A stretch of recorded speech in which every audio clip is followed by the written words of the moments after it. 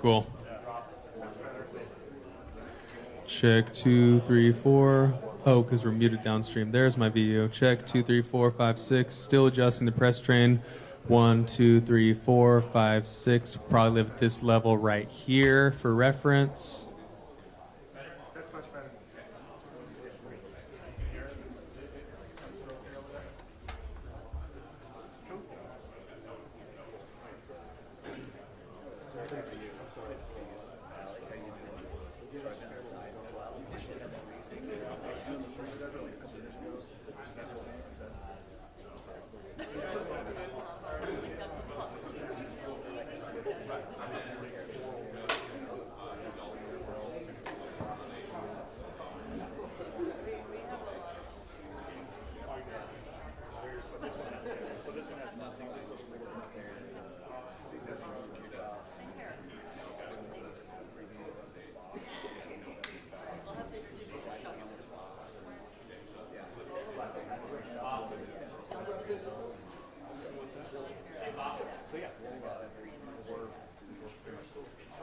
Oh, I've heard.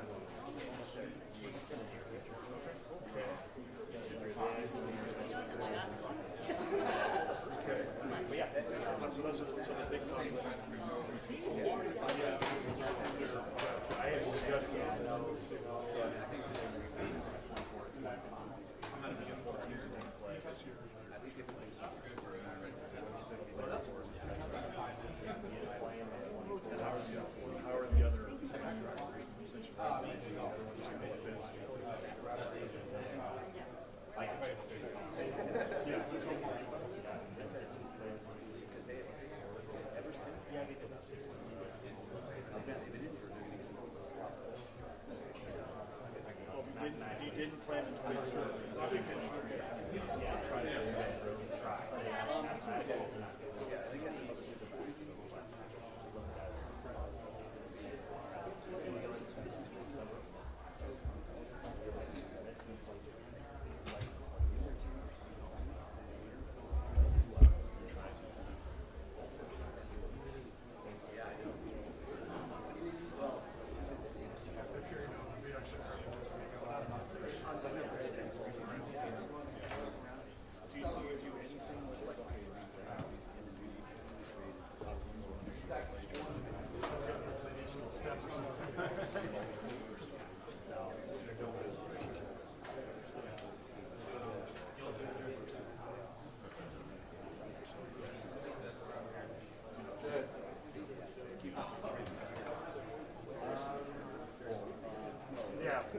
Check 2, 3, 4, 5, 6, 7, 8.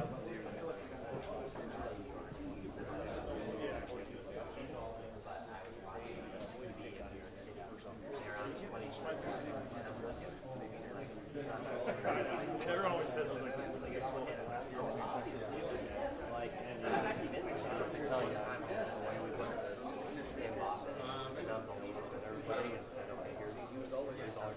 Great to see you.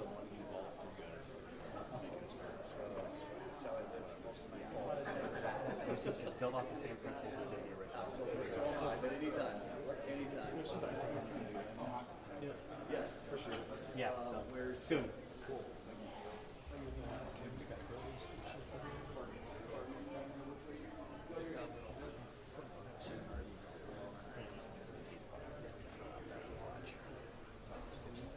Have you guys heard anything about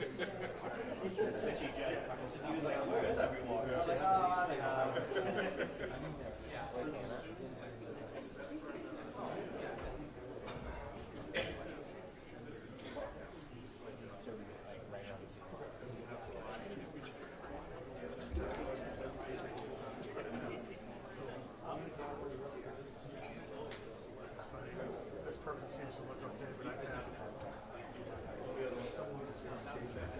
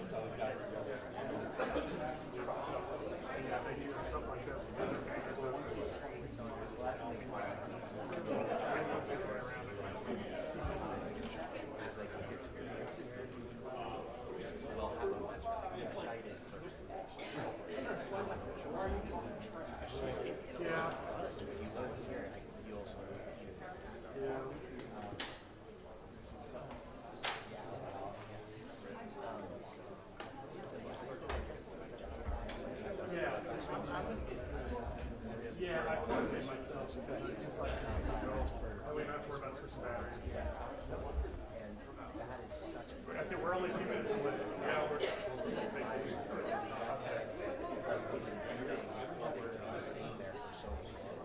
So, you know, it's kind of right. If you have a video board, just plug and play. There's much more creativity, which is also challenging.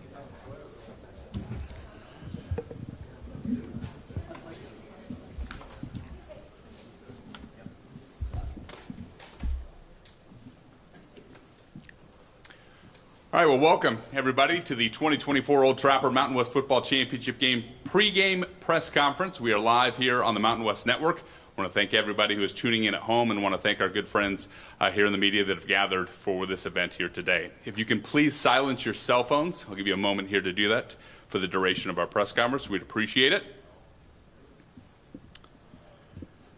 Pretty excited about our game that we have going on here tomorrow. UNLV, Boise State, UNLV 10-2, 6-1 in league play. Boise State 11-1, 7-0 in league play. Game will be broadcast on Big Fox, 6 o'clock Mountain Time. And Big Noon will be here as you see them setting up with a pregame show at 5 p.m. Mountain Time. And both of these teams, of course, ranked in the college football playoff, which is huge. Top 20 teams, Boise State at 10, UNLV at 20. And we're here at Albertson Stadium for a 6th time. They always do a fantastic job of hosting our championships, and we appreciate all the work that has gone into that. Boise State will be taking aim at their 5th win in a championship game, taking aim at their 6th overall Mountain West football title, and UNLV looking for their 1st football title. Our show order for today, we're gonna start here with the Commissioner of the Mountain West, Gloria Nevarez. We will be followed by Boise State with Spencer Danielson, who will be here, Jonah Dalmas, Ahmed Hassanin, Ashton Genty, and Maddox Madsen. And then we'll conclude with the UNLV Rebels, Barry Odom, Jonathan Baldwin, Jacob DeJesus, Ricky White, and Jackson Woodard. Without further ado, let's get things started here with our Commissioner, Gloria Nevarez. If you have a question, please raise your hand. Our mic runners, Litzy and Carly, will find you. And when you do get the microphone, if you can please state your name and your affiliation, you'll be allowed a question, then a follow-up, and then if we have time, we can come back to you.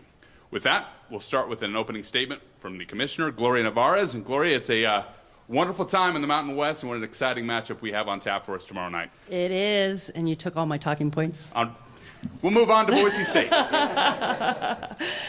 I'm kidding. I'm really excited to be here, to return here for our championship game and our 2024 Old Trapper Mountain West Football Champ game.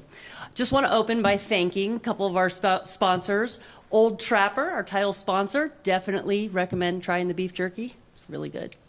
And Fox, our longtime partner, who will be broadcasting this game on national TV and preceding the game with Big Noon from the Blue. So we're very excited about both of those, and also like to thank Credit Union One for being here today and making the trip to see us. Thank you, Sam. Appreciate you.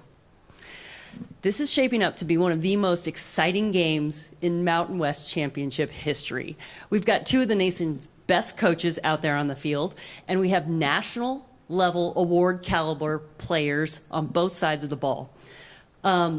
This game truly is going to be a reflection of the passion and the energy that you see across the Mountain West all season long. I want to hit two major topics. One, talk about this great game that's happening tomorrow, and then talk a little bit about the college football playoff.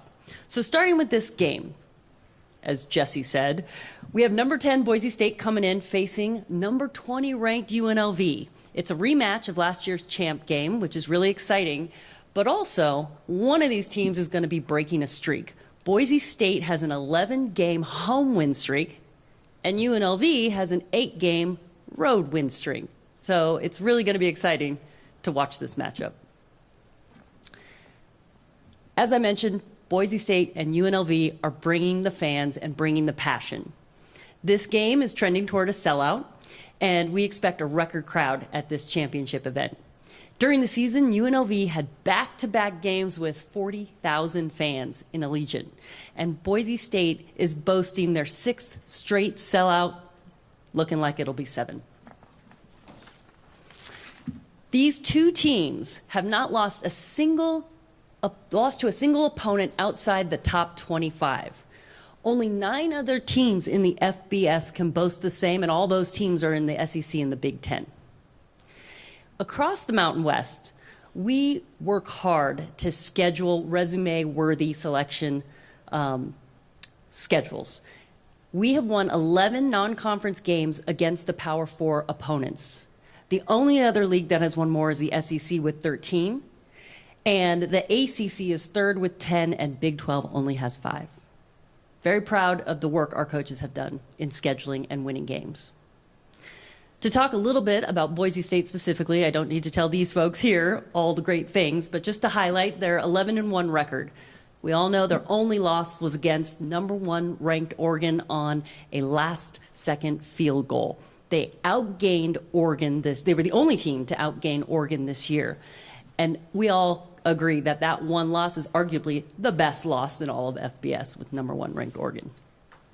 They also feature one of the most prolific college football players this year and Heisman Trophy finalist Ashton Jeanty. UNLV coming in 10-2. Those 2 losses were only by a combined 8 points. The 2 teams that they lost to are currently ranked in the top 25 with a combined record of 20-4. This year, a nod to scheduling, UNLV has faced Kansas, Syracuse, and Oregon State. They lost to Syracuse in overtime, and Syracuse ended their regular season by beating number 6 Miami. UNLV beat Kansas. Kansas ended their season by beating 3 straight top 25 Big 12 teams late in the season, including Colorado, BYU, and Iowa State, who is in the Big 12 champ game. UNLV is 2-0 against the Big 12 this year. Along with Notre Dame, UNLV is the only team with 3 non-conference road wins against Power 4 teams. So, couldn't be more excited for this matchup. In fact, this 2024 Old Trapper Mountain West football game will be historic. So I want to segue a little bit into the college football playoff. We have a pretty interesting and excellent history in postseason national championship football. We have always been among the elite college football conferences. When the BCS launched in 2004, Utah beat Pittsburgh in the Fiesta Bowl. In 2014, when the CFP launched, Boise State beat Arizona in a New Year's Six game, again in the Fiesta Bowl. And this year, we will have a team in the expanded football playoff, which is really, really exciting. Not only that, that team, whoever they are, deserves a bye. Let me take a step back. CFP, fans demanded a national championship, and we created one after a lot of work. It has been great for college football. It has been great for all the student athletes across the 134 FBS programs, and has brought a heightened attention and excitement to the last few weeks of our conference play and all of our conference tournaments. One of the founding principles when we created the CFP was to retain relevance to the regular season play, as well as conference championships, which is why we have the system we have today. The top 5 conference champions get automatic qualifications into the field. The other 7 teams are selected by the committee based on their body of work this season. In that field, 4 of those 5 champions get a bye based on their ranking. The idea that byes should be awarded based on anything other than their performance and ranking is unacceptable. We feel strongly the Mountain West champion, whoever wins, based on their body of work this season, will deserve a bye. If Boise State wins, the committee has already acknowledged that they are a 4 seed, and they would have defeated a number 20 UNLV. And depending on what happens out there in other champ games, they could be a 3 seed. If UNLV wins, they would have defeated a number 10 ranked Boise State on the road. Again, reiterating, Boise State has an 11-game home win streak. This is a much stronger performance than the winner of a Big 12 championship, which features 15 versus 16 ranked teams. In addition, with regard to the CFP and the future format, there's been a lot of chatter out there about multiple AQs or automatic buys. All those arguments are based on historic performance or brand and are just fundamentally wrong. After the 5 AQs, participation in the field should be based on body of work in the current season. Each team needs to schedule and perform on the field. On Selection Sunday, we trust in the committee that they will select and seed the field based on the best body of work in the current season and not perceived entitlement. Thank you again for being here. It's great to see everyone. I'm happy to answer any questions. If you do have a question, please raise your hand. Our mic runners, Carly and Litzy, will bring microphones to you. We'll start down here in front. And again, if you could state your name, affiliation, and you can have a question and a follow-up, we can come back to you if time permits. Hey, Gloria. Sean Goodwin, Idaho Statesman. You kind of touched on it there, but I'm sure you heard Big 12 Commissioner Gloria Nevarez's comments that Big 12 championship year, a group of 5, no matter what. Just curious if you have, a comment specifically to what he said yesterday. I think I covered it in my remarks.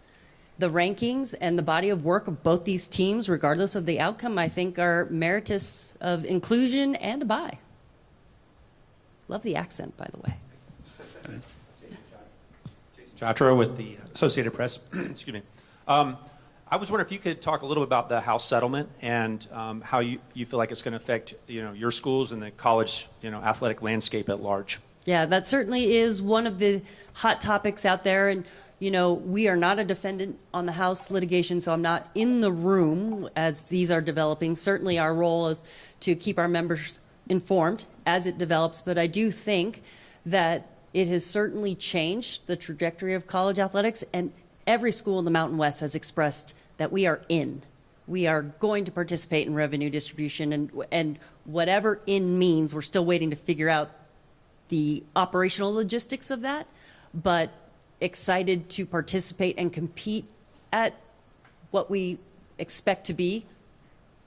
Sorry, let me rephrase that. We expect to compete and fund those programs relative to our schools' budgets and competitive success.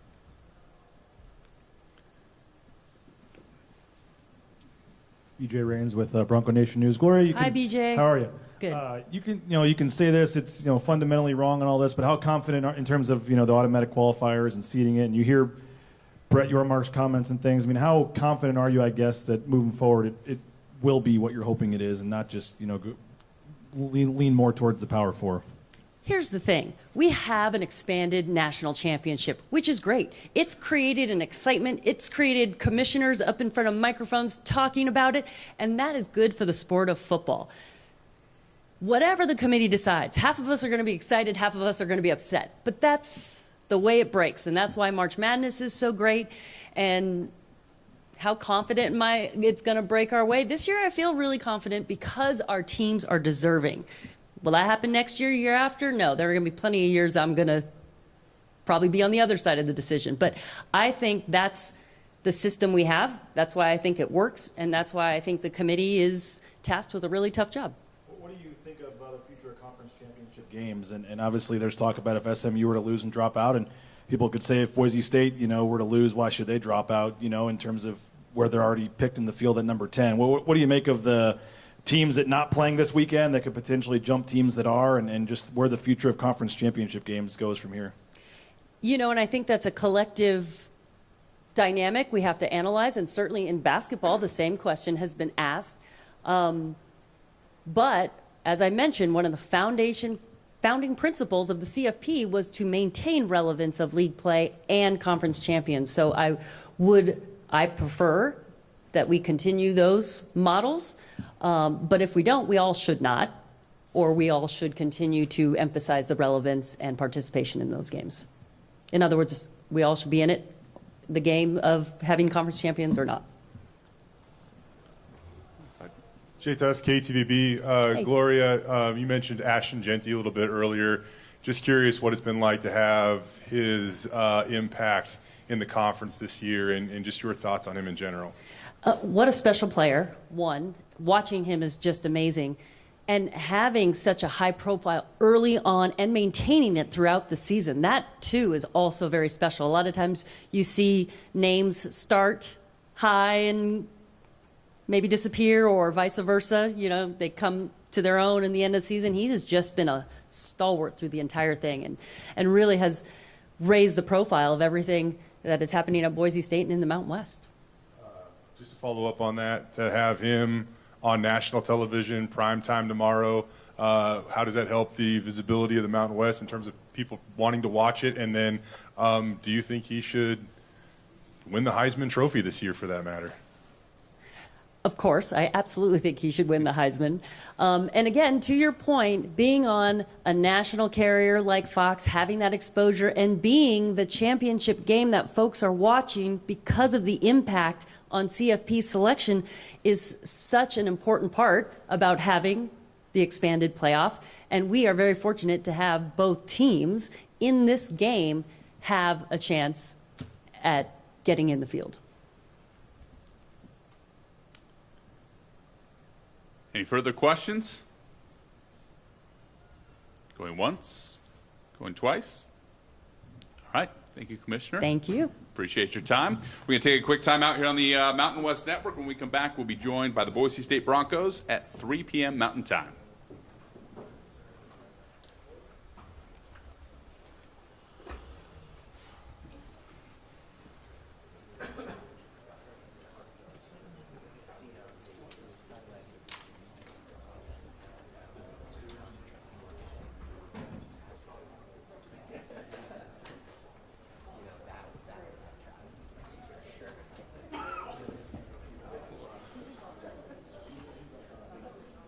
Change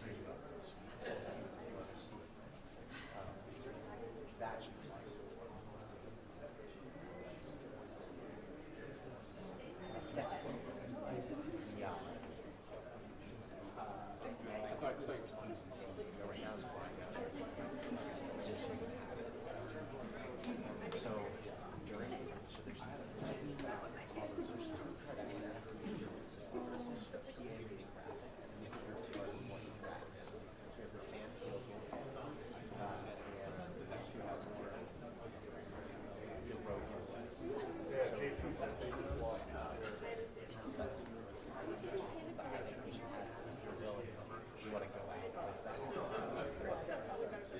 they'll go out and feel that they hit it, you can give them a card, which I have already. And then for the row giveaway, row's right over on this side of the stadium. So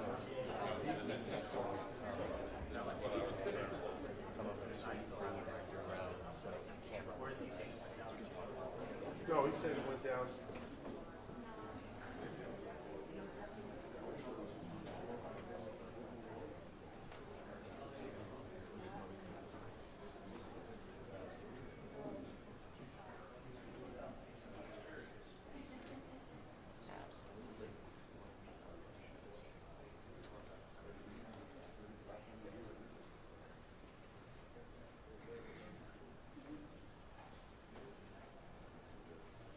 Except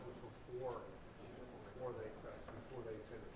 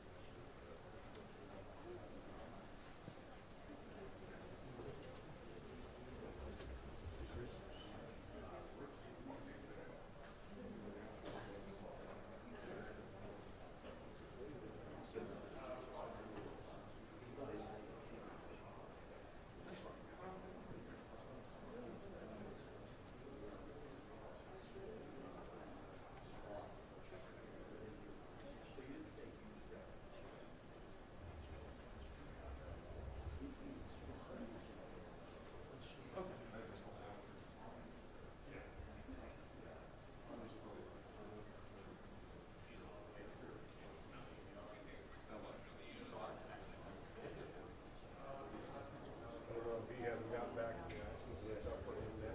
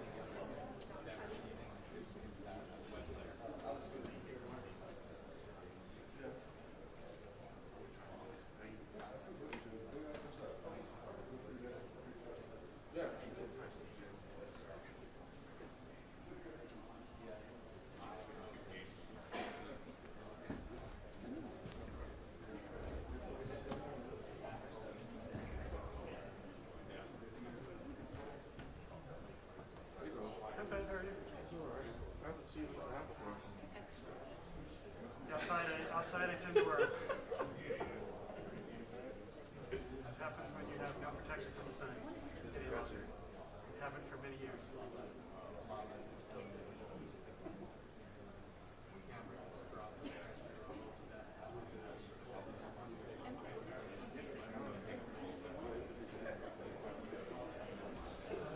Ready for tomorrow? It's a good game.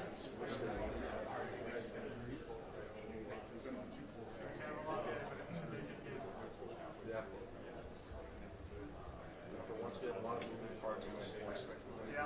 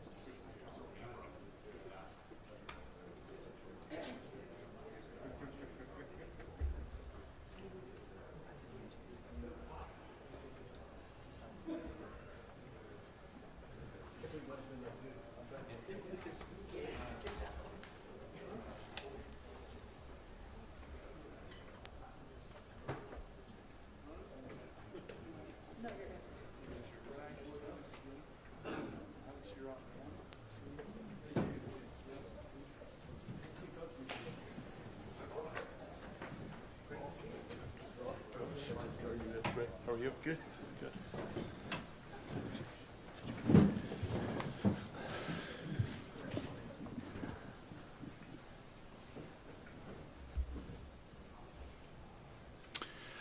All right, welcome back. We're live here on the Mountain West Network here in Boise, Idaho, getting set for the 2024 Old Trapper Mountain West Football Championship game between UNLV and Boise State. I'm now joined here by the Boise State Broncos, who are in their 8th conference title game since 2014. This is tied with Clemson for the most of any FBS program in that span. They have a tremendous home field advantage, as the commissioner spoke about, 11-game win streak currently here on the Blue. Joined on stage here by the Broncos, head coach Spencer Danielson, place kicker Jonah Dalmas, Ahmed Hassanin, Ashton Genty, and Maddox Madsen. If you have a question, you can, again, raise your hand. Our mic runners will find you.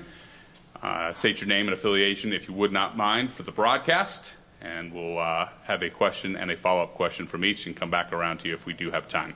We'll start here with a opening statement from the head coach, Spencer Danielson.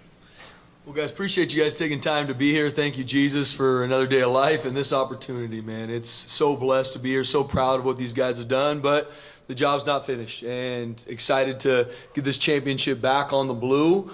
Last time we played here on the Blue, it didn't go our way, and we've learned a lot over the past year, days, weeks, months since that time, and I'm proud of our guys getting an opportunity to go defend the Blue tomorrow. But, we got a ton of respect for Barry Odom and his staff, his players. Can't wait to see him tomorrow. We know it's going to be a great game, and proud of the way our guys have worked to this point. I mean, there's been so much talk preseason to now, and having us versus UNLV in the championship's an awesome game, awesome time for college football, and excited for our guys to go cut it loose. Questions from the room here?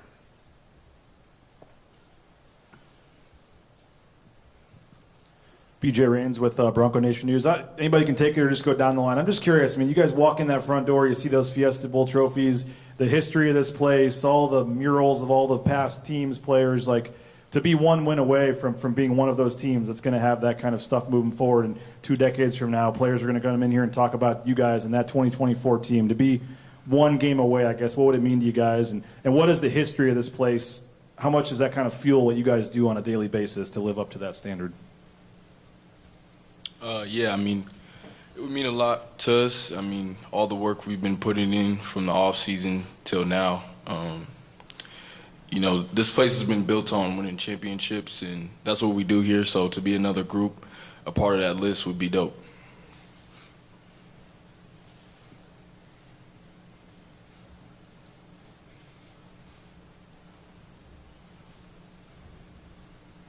Here in front to the right.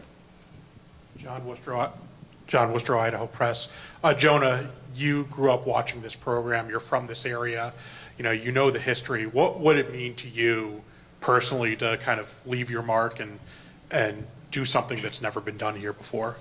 Yeah, no, it's been awesome to see this place grow over the years, and it's just a testament to Boise State, because you see a lot of guys that have come in, have made this program better than what they found it to be, and a lot of blood, sweat, and tears that go into this program, and it's been awesome to see it grow over the years, like I mentioned, and to be able to leave that legacy would be awesome. But it's just a testament to this team and how we work and how we do everything for each other. Spencer, these fans for years have just been wanting a chance. That's all they've wanted, and now they get it. Just what's the excitement you feel like around this town right now? Yeah, it's awesome. I mean, Bronco Nation, second to none. And I've talked about this before. I mean, they're not at the game. They are in the game with us. I mean, that's what you feel like, not only during the game, but throughout the week. I mean, this is a fan base that loves their team, supports them now and for decades. And it's so special. And I got a lot of texts after winning last week from a bunch of supporters, a bunch of fans. And it was like, man, congrats on the regular season, but just make sure those guys know, the job's not finished. And it's like, I smile because I'm like, you don't know this team then. Like, this is a group of guys that's all they're thinking about is finishing what we start, and being able to do it in front of our fans that support us through the hard times, the good times. They're there for us. We know they're going to pack out the blue tomorrow. Excited to do it in front of them. Stay down in front. Jason Chatro with the Associated Press. This is for the players. You guys have been here through a major change, coaching staff change, and some of the kind of turmoil, I guess, you guys have dealt with in the middle of that. Can Can you talk a little bit about what it is that Coach Danielson's brought to the program that's been the difference maker? I mean, the secret ingredient or whatever that's turned the program from where you guys were, middle of last year to how you guys have been performing over since that point. I'd say for me, what I see that he's brought to this program is just love.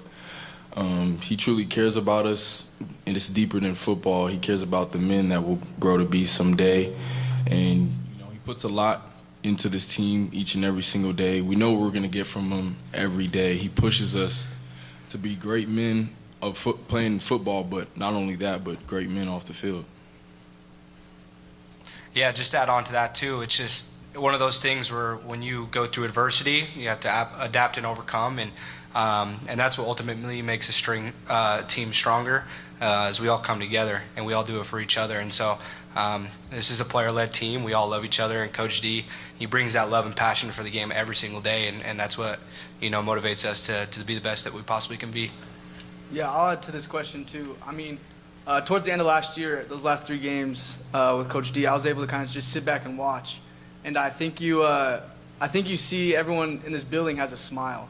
I think that's the biggest thing. Coach D always brings a smile to this building, and that's extremely contagious. Especially if you're gonna go places where everyone wants to, there's got to be a joy of this game, and that's what's found in this building. Yeah, I'll add that too. Like, he did so much into my life that I'm so grateful for. He brought God into my life. I did not know God until I came to Boise State and I talked to Coach D, and we were sitting at the dinner table. I mean, we were talking about it, and he's explaining the story. He just brings so much love and so much energy that it's like you can feed off of it. So, I love that man. KTVB, Ashton, this one's for you. 1 year ago today, you hit send on a tweet that kind of got Bronco Nation rather excited, reconfirming that you were going to stay at Boise State. As you reflect back 1 year later, just what stands out to you about your decision? Yeah, I mean, it was one of the best decisions I made in my life. Obviously, it was a pivotal decision, and it's paid off just how I thought it would. And the love and connection that I have with this team, I would never switch anything out for it. And, we're on track to do some amazing things just like I thought we would be. To follow up on that, Ashton, I know you got a lot going on right now, man, but maybe the answer's obvious, but do you approach this as your final game on the blue? Yes, I do.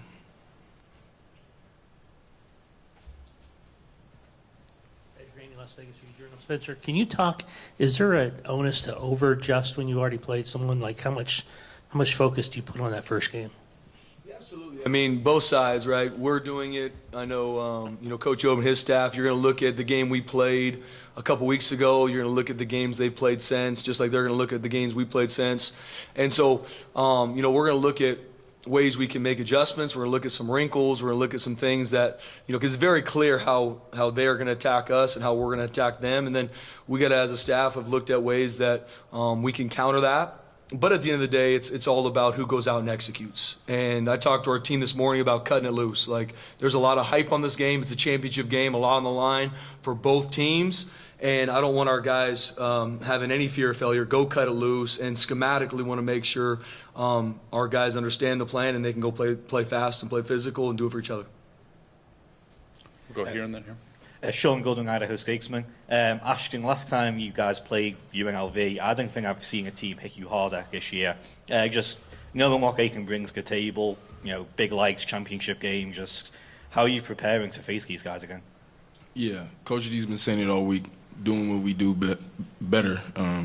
We've seen them already, we've played them already, so that's to our advantage. We know what they're going to do, but we didn't play our best game when we played against them, and we're going to play our best game tomorrow against them. And yeah, they're a physical team, but this program has been built on being the most physical, dominant team, and we will show that tomorrow.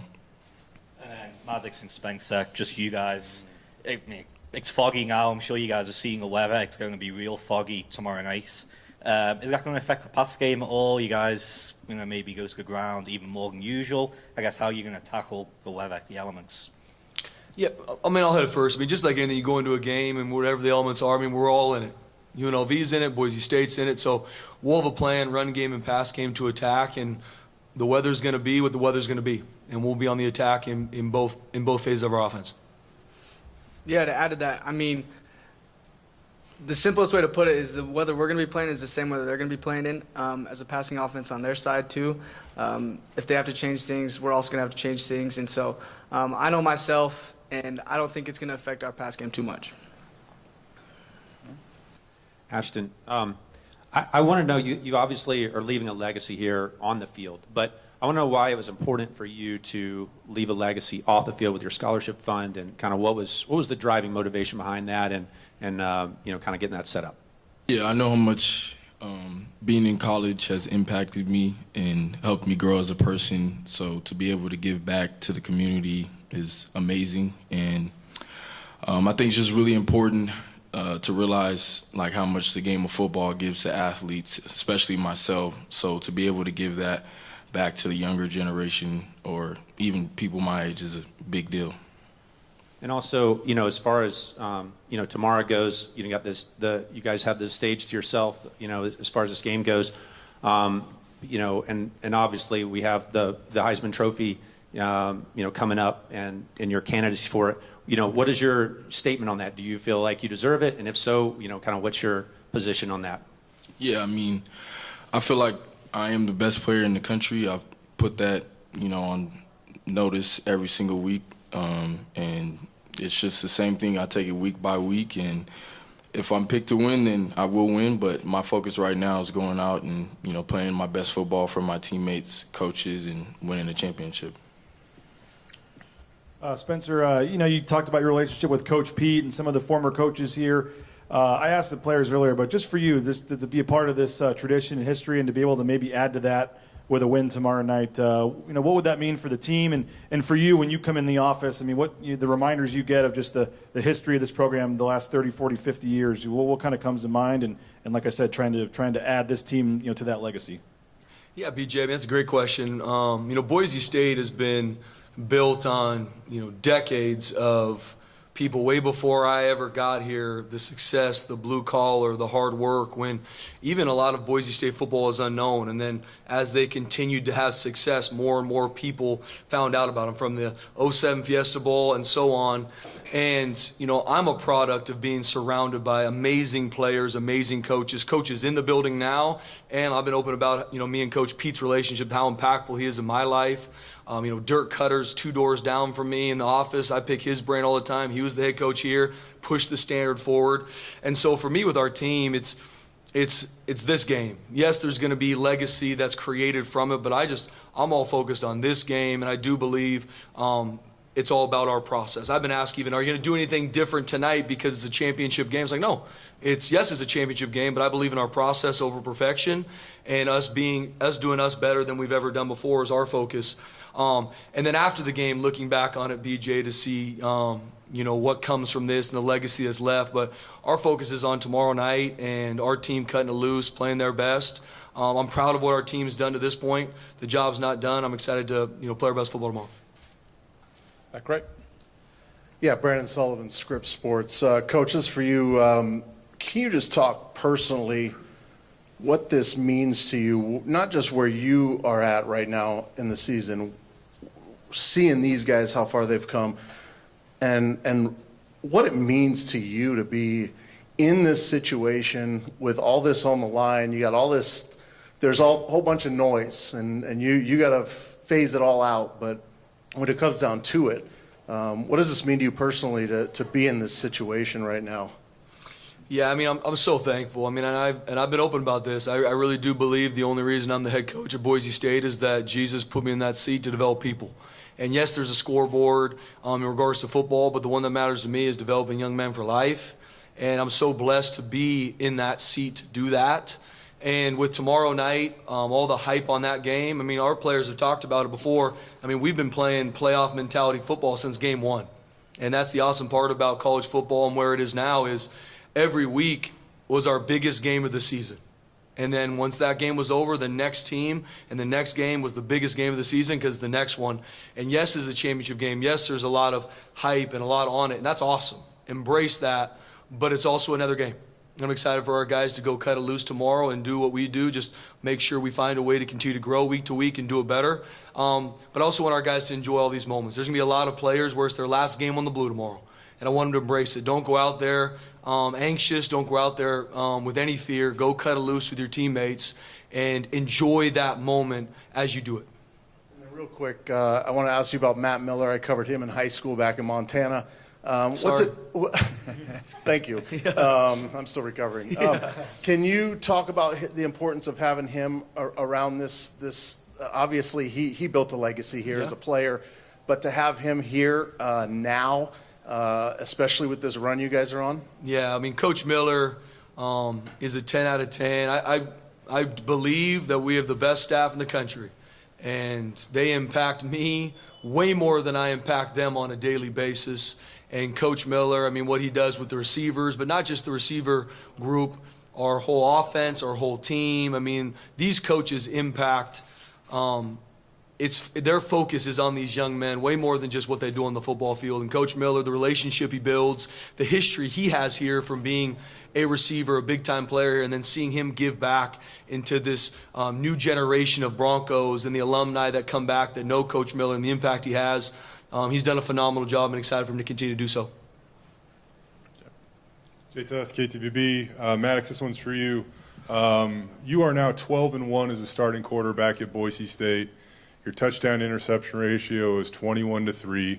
There's obviously a lot of noise out there that along the way, but how proud are you of that record, being 12-1 as a starting quarterback at Boise State? Yeah, I mean, I'm blessed to be in this position, and realistically, I never win games by myself. So it's a shout out to all my teammates and everything they do for me and prepare me weekly, but also they go out and make plays for me, and they make more plays than I do. So that being said, what would it mean to get career victory 13 tomorrow, probably the biggest that you would have in your career to this point? yeah, 100%. I mean, obviously last year I wasn't able to play in the championship game, so it's a big deal for me to kind of be able to celebrate with my teammates tomorrow victorious. I'm here. Bronco Radio Network, Bob Beeler. Go ahead, Yep, Go. Bob. Yeah. This question is for Ashton. Ashton, last game against UNLV, they made it pretty tough to run. So what did they do that maybe was different than some of the other teams did to you, and how do you think you can do tomorrow? Yeah, I mean, they pressured, they, twisted with the D-line, and I think really just for us, it was, IDing the fronts in the run game and just hitting our pitches. So we didn't do a great job at doing that, and, usually runs that, we'd break, and I slipped on a run. So if we just do what we do better, then we'll be able to, execute in the run game. Kind of a similar question for Ahmed. What did you notice in UNLV's offensive attack that gave you guys some trouble last week, and what do you think you need to do to be strong tomorrow?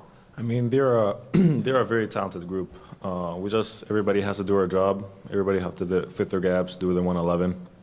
And other than that, just fly around and cut it loose and play free and just go out there and make plays. Sean Golding, Idaho Statesman. Spencer, just, all the talk around the CFP, and you've got teams in, SEC and Big Ten, 2-3 lost teams, and get complaining about maybe not being ranked as high.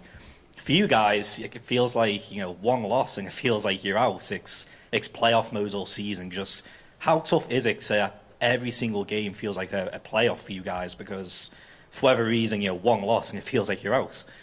Yeah, it's a good question. You're always battling the outside noise. And, last year there were some things we were battling that was negative about this program and things that happened here. This year there's a lot of positives, but either one can distract you. And the quickest way to get caught is to lose focus and be distracted. And that's something we've been battling from the offseason through game 1 to game 2 and so on and so forth. And our players have done a good job. Always ways we can learn and grow, starting with me in regards to focusing on what you control, our process. And so no different coming to this game. I mean, I'm asked all the time, as I'm sure Coach Odom is as well, what do you think about this in the ranking? It doesn't matter. No one's calling me. I'm not a voter. all I control is making sure we get our team prepped and our process is on point and we go play our best week to week. And I'm proud of our team working their tail off to do that. JTS, KTVB, Ahmed, it was either before or after senior day. You said that you weren't really focused on it being your final game on the blue because you still knew you had one more game on the blue. So if anybody that knows you knows you're fairly emotional. So where are your emotions at right now as we have ticked down to what has to be, your final game on the blue? Man, yeah, I mean, just to leave a legacy, to leave an impact for my teammates and just to win a championship on the blue. It'll be my last time on the blue. Might as well just win a championship with it. You know what I'm saying? So I just want to go out there and have fun and play football with my teammates, because that's truly what it's all about at the end of the day. Just going out there and just enjoying the process, enjoying what I've been here, leading my teammates out there, and just going out there, having fun, yelling. I mean, I'm excited. I'm really happy. I'm excited. I mean, it's a great opportunity. This one's for all the players. Like your coach just said, you guys have done a good job this season of taking it one game at a time, not looking too far ahead. With everything that's on the line this week, how much tougher is that to do that this week? We've had everything on the line since week one, whether that be winning the championship now, making the playoffs, being undefeated in conference. There's always been pressure on our backs, but it's nothing different this game. It's the same thing. It's to go out there and win, and yeah, we've had to do that all year.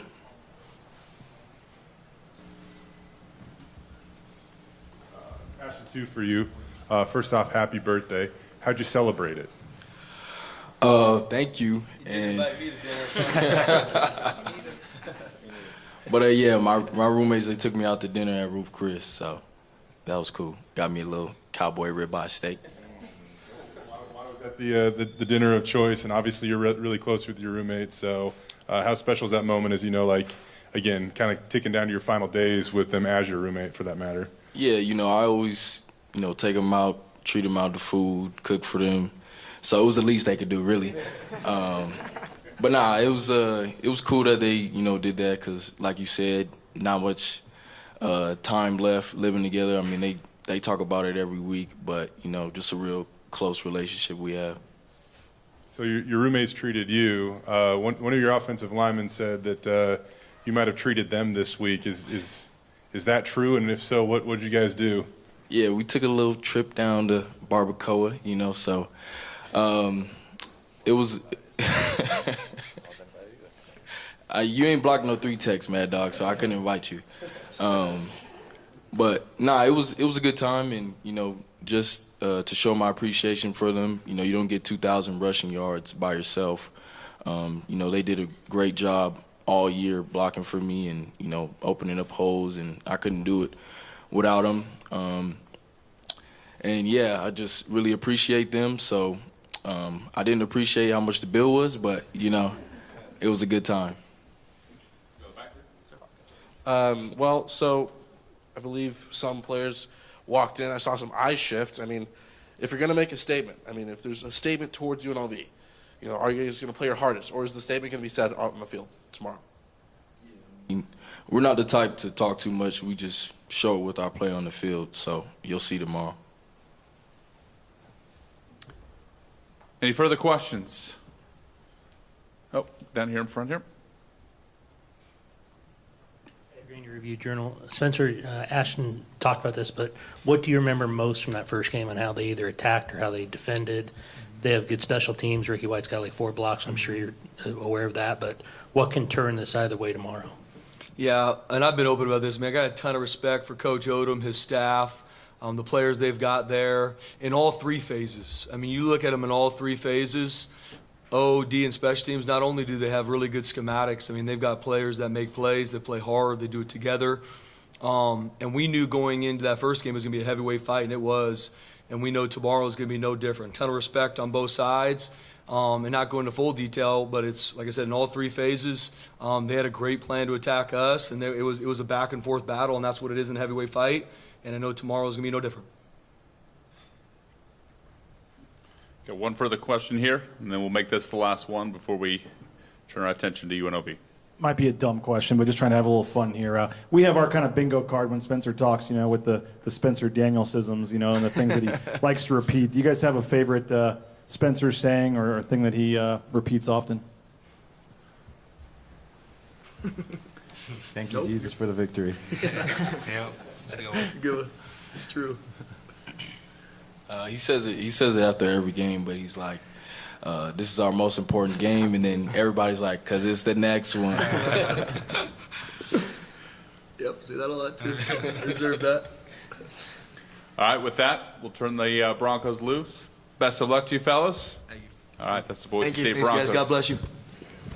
We'll be back here on the Mountain West Network in a matter of minutes. The UNLV Rebels at 3:30 Mountain Time.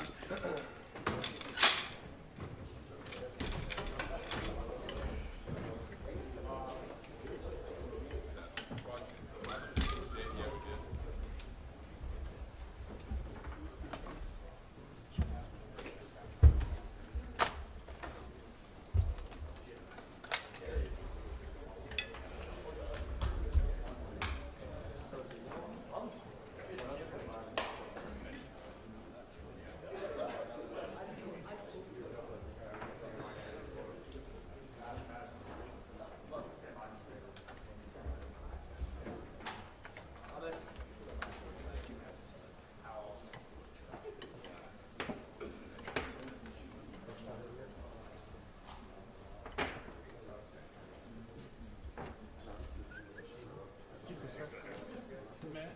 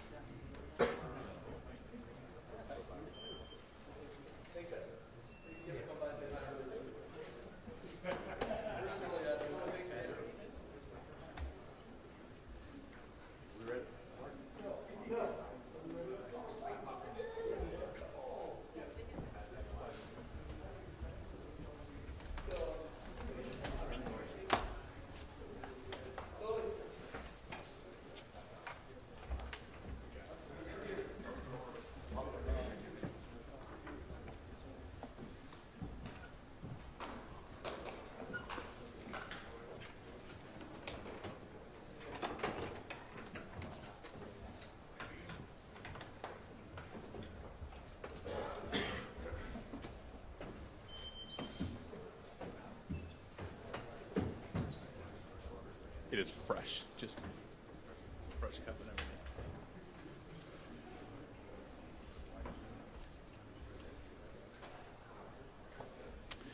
All right, welcome back to Boise, Idaho.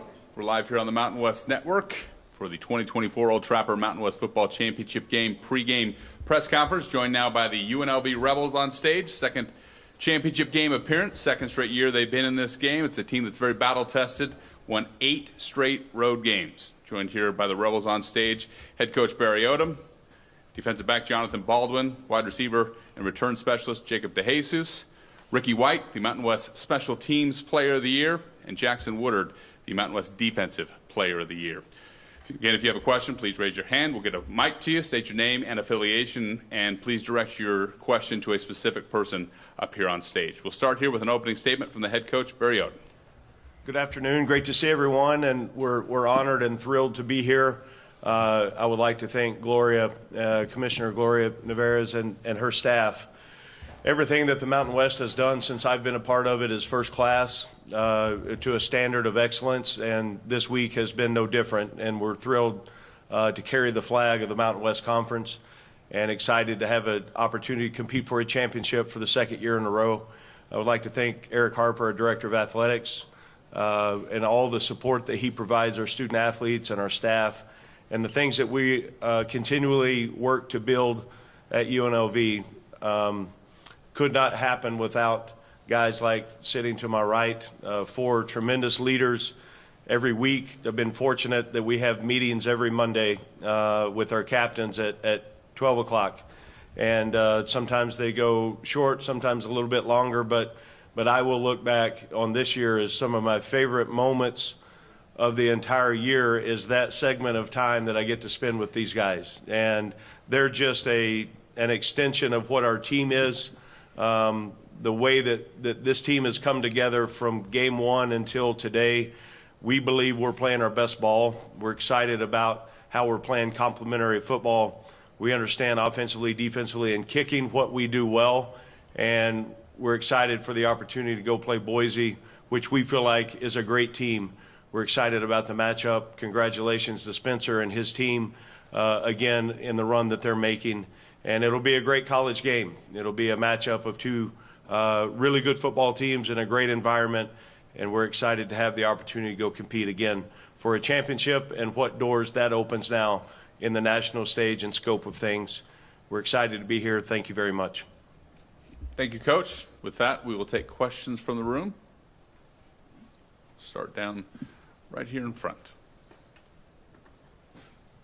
Sean Golding, Idaho Statesman. Coach Odom, you guys kept Ashton Jenks to his lowest yards per game this season.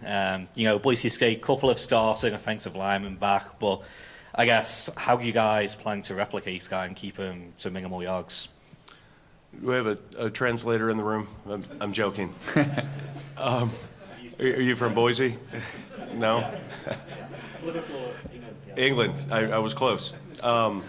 You look at Ashton, and we feel like he's one of the premier, if not the best player in college football. And the way that they play, the way they find ways to feature him and run the ball, they're great up front. We understand the challenge. We understand the opportunity of that. We also know every time he touches the ball, he's got a chance for it to be a home run. So it takes great collective defense. You've got to have tremendous gap integrity. Once you get a chance to put your pads on or touch, you got to get him down, and then you got to populate the ball. So as soon as you relax and think that he's down, he ends up finding a way and finishing a run. So it'll be a tremendous challenge, one that our guys have worked really, really hard, not only just this week in the prior game that we played, but then also in the offseason on how we built our roster. A lot of it had to do with try to get in a position to be in this game, and then how can we go win a game of this magnitude. So there's been a lot of time and effort and sweat equity put into it. Our guys are excited about the opportunity. We understand that it's going to take all 11 guys and whoever's on the field to do a great job to try to contain and stop them. Yeah, all our teams have to face him twice. Jackson, just for you, what's it like to face a guy like Jenks here, and how are you prepping to go round 2? Yeah, he's obviously an incredible player. But, I mean, we go to work every week. It's no different. We know that our coaches are going to put together a great game plan, which they have this week. Then it's up to us to be gap sound and then wrap them up. Once you wrap them up, don't let go. Go back, Jake. Jay Tuss, KTVB. Ricky, you're sitting next to, one of the best return guys in the country in Jacob, right? And yet you are the Mountain West Special Teams Player of the Year. Like, what does that honor mean to you in comparison to being a 1,000-yard receiver again and all that? First of all, it's a blessing, man. I want to thank each and every teammate. Without them guys, I wouldn't be able to accomplish this goal. We put so much pride into, doing our job, doing our 111, and, man, this guy right here is a great player, and I want to be on the field anytime he's on the field, give him a chance to, change the momentum in the game, make a big play. So I'm thankful to be a part of this team, and, I can't wait to, go out there tomorrow and showcase our talents. Jacob, just to kind of follow that up, I mean, if you were going to not win the award this year, is there anybody else you'd rather have win it than, the guy sitting right next to you? Man, Rick has worked his butt off, and he deserves it, man. He's been, I don't know how many blocks he has, like 7 to 5. I don't know how many he has, but I know it's crazy, being back there, I'm ready for the punt, and then you just hear that noise, and it's Rick again with another block, and those plays are monumental for us, as a team. If we could, rather me catching the ball and getting a big return, I think a block is even bigger. We have a chance to, scoop and score, get a touchdown, or get some great field position to put some extra points on the board. And Rick has been working hard with Coach Shebis, coming up with great game plans and chasing that hip, in order to get the block. And so he's been a phenomenal player, and he deserves it. BJ Rains with Bronco Nation News here in Boise. Coach, you guys undefeated on the road this season. Just your take on what have you guys done so well to play well on the road, and UNLV hasn't played here since 2016, so I don't think anybody on the roster has played a game in this stadium. Just a sellout crowd expected tomorrow. I mean, they're calling it maybe the biggest game in Boise State history, along with you guys too. I mean, just what do you expect from the atmosphere tomorrow night at 6:09, and why are you guys ready to handle something like this? Yeah, I think you look at the opportunity to compete, and we have adopted principles within our program. Doesn't matter if we're home, away, or in the parking lot. It's all about your preparation leading up until the moment of kickoff. And then from there, you get into the flow state of trying to play your best ball. And our guys, led by Jonathan and Jackson on defense, and then Ricky and Jacob on offense, and a collective group. We're an older, mature team. So you look at the opportunities in this environment. We know it'll be a great night for college football. We didn't get to decide where the game was, other than that's the way it's set up in our conference. So for us, it's the next opportunity. Any wasted thought or energy spent on worrying about the crowd or where we are, or the color of the turf, it's a wasted emotion that takes away from your preparation. So I think our guys have really understood what the preparation side is supposed to look like. And I challenged our team this morning. Some of the younger guys in the program in our team meeting, we started on August 1st, and the way that this team has approached their preparation habits, I will use for the rest of my coaching career on it as the standard, because it's every single day. They have done exactly what if there is a book written on it, what it's supposed to look like. And these guys have bought in. John knows, can lead the back end along with a number of other guys on the backside in the secondary, and then go position by position. That we've got great leaders. And I think more than anything, they have adopted that mentality on what it's like, on the opportunities we have to go play, no matter home or away.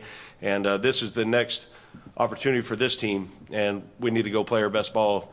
And if we can do that, our guys will continue to set the standard on what it's supposed to look like. Callie Finn from the Las Vegas Review-Journal. Just a follow-up to that, he mentioned, obviously a lot of the players have never played here, and just along that line, there will be people who mention that UNLV hasn't beat Boise since whenever, hasn't won here since ever. Something that you've consistently said all season is that you don't want to be judged by anything that happened before you've arrived. I'm just curious if you can explain how that became such an important thing for you to just consistently remind people of. Well, I think you look at, and all respect to the past history of our program, good, bad, or ugly, these guys don't deserve to be judged on that. That's whatever we're judged on is what we've done from the day we started until today. And then tomorrow will be another opportunity to write another story. So you look at, people want to, is it motivation? Is it, I don't know. It's the next opportunity for us. So, it's a good thing we get to line up and play the game, and we just don't go on, what's happened the last few times that UNLV is played here. So all that, again, is, you respect the past, you understand that, and you make sure that you understand the history, but also that those things have no bearing on what's going to happen tomorrow night. Absolutely zero. So what's going to play out tomorrow is who is prepared the best, and then game day execution on who can play a clean game, who can make the most plays, and the details that go into playing winning football and winning habits. So our guys understand that, and again, it's led by a strong group of not only captains but leadership within the team about just opportunities and continuing to create opportunities for our team. Bob Beeler, Bronco Radio Network. My question is for Jonathan. Trying to defend Ashton Jeanty, you guys had some pretty good success. What did you think you guys were able to do last time? And then do you think it'll be a help having played him earlier in the season? Yes, sir. I think what we did well was swarm the ball. We had a lot of guys to the ball, and we knew what the main focus was that week. And we're going into this week with the same mindset, swarming the ball, and yeah. My follow is for Coach Odom. What do you think's different about playing a second game? I know you guys have played twice, but it wasn't the same teams. So this is going to be about a half season later where the exact same teams are playing again. Yeah, I look at, I've had the opportunity to do that a couple of times in my career. You play a team early and then, or mid-season and then late. They know a lot about us, and we know a lot about them, and it'll be a tremendous matchup. I can't speak on them, but obviously about us, I think we're playing our best ball, and I think our team knows that. There is a confidence in the way that we've prepared and excitement about the opportunity to go play, and we're fortunate and thrilled to have the chance to get a rematch. First for Ricky and then Jackson, if you wouldn't mind following up on this. What you guys have accomplished in 2 years at UNLV is pretty insane. I mean, the way you guys have turned around the program. So the fact you get a rematch with Boise State on the blue, is there any other opportunity, any other way that you would want this to play out than the opportunity you get to cap your careers and your legacy tomorrow against the Broncos on the blue? First of all, not at all. We're so thankful to be in this position once again. We have a great group of guys led by great coaches. They do a great job of just preparing us each week, and we go out and execute the game plan. So we're all thankful. We can't wait to get out there tomorrow and just play our ball, play our brand of ball. This is exactly where we wanted to be. It's what we said starting last January. We want to be in the championship. It's what we worked for. It's really everything that we've done up to this point has been to get us in this championship game. So I told the guys exactly where we're supposed to be. Now let's go finish it. Ryan Gilder, Scarlet and Gray, Free Press. Questions for Jackson. Going into this game last time, Jeanty had a good game, but you guys did a good job stopping him. But Madsen was able to extend plays too many times, and he ran one for almost 50 yards. What's the importance in this game to limit the amount of times that Madsen's able to extend plays? Yeah, he's a good player. And he's going to make plays, and it's like you said, it's our job to contain him, and that just comes down to executing the game plan, being gap sound.